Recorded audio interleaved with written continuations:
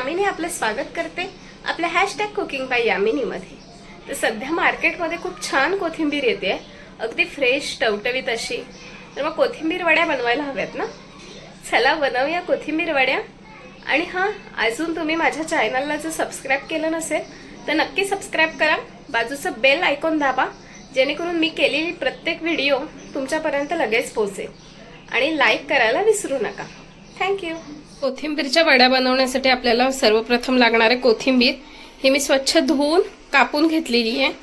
याच्यात हे बेसन पीठ, थोडं तांदळाचं पीठ, 2 चमचे तांदळाचं पीठ आहे, थोडं बाजरीचं पीठ, बाजरीच्या पिठाने खूप छान चव येते, तीळ, तिखट, हळद, ओवा, आलं लसूण पेस्ट आणि मीठ, आणि नंतर आपल्याला तळण्यासाठी तेल लागणार आहे। चला तर मग कृतीकडे जाऊया आता। तर सर्वप्रथम एका परातीमध्ये कोथिंबीर काढून घेते।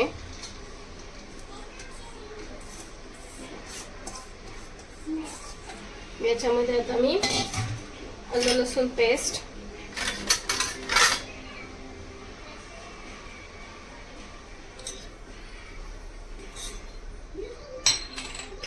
ओवा, तीळ, हळद,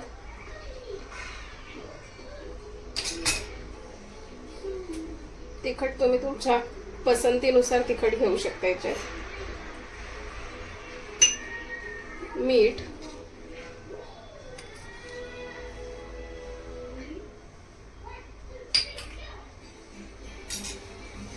आणि आता ह्याच्यामध्ये मी बाजरीचं पीठ घालतेय।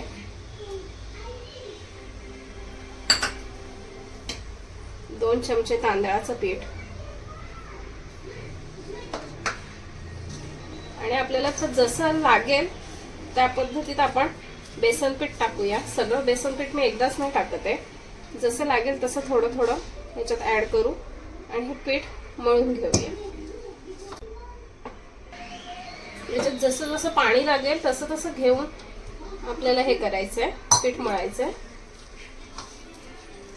एकदाच पाणी घालू नका, कारण कोथिंबीरीला पाणी सुटतं, त्यामुळे थोडं थोडं पाणी घालून पीठ मळायचं आपल्याला।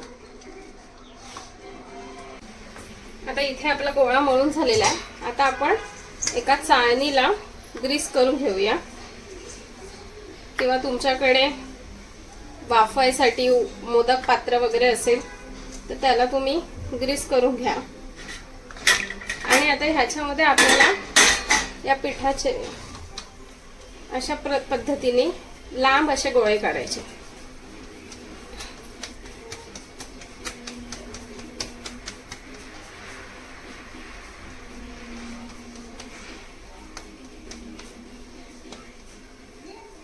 हे बघा, अशा पद्धतीने हे गोळे करायचे आणि हे चाळणीमध्ये ठेवून घ्यायचे। तर अशा पद्धतीने या सगळ्याचे गोळे करून घेऊया। तर बघू शकता मी अशा पद्धतीने सर्व गोळे करून घेतलेले आहेत लांब लांब। आणि आता मी इथे पाणी उकळायला ठेवलेलं आहे, याच्यामध्ये मी लिंबू घातलेला आहे। आता हे पाणी उकळलंय, उकळायला सुरुवात झाली, तर याच्यावर आपण चाळण ठेवायची आणि त्याच्यावर झाकण घालायचंय। झाकण छोटं पडते, तर अशा पद्धतीने याच्यावर झाकण घालायचंय। आणि आता हे 20 मिनिटं आपल्याला वाफवू द्यायचंय, जेणेकरून आपलं पीठ कच्चं राहणार नाही। तर 20 मिनिटं वाफू देऊया आणि मग नंतर आपण पुढची प्रोसेस करूया। तर 20 मिनिटं झालेली आहेत, बघूया आपल्या वड्या वाफवल्यात का। बघा, छान वाफवले गेलेले आहेत।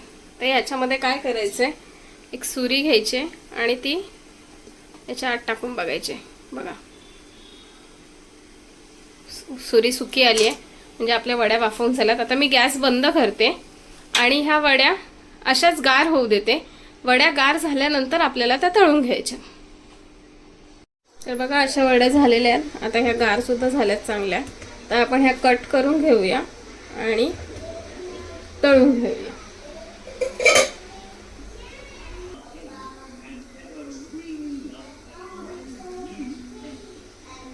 अशा पद्धतीने कट करून घ्यायच्यात, खूप जास्त जाड करायच्या नाहीत अशा पद्धतीने कापून घेऊया. आपलं तेल तापलेलं आहे आता, बघू शकता तुम्ही. आता याच्यामध्ये आपण वड्या तळून घेऊया.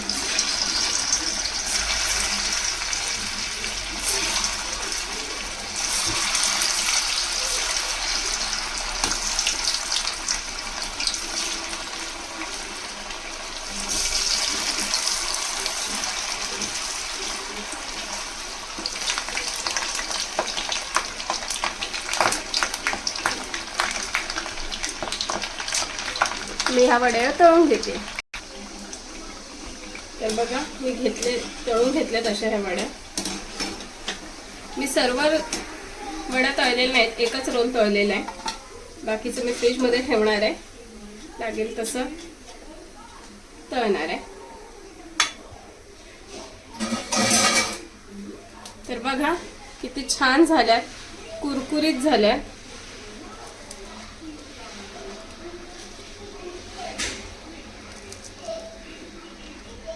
तर चला या खायला कोथिंबीरच्या वड्या.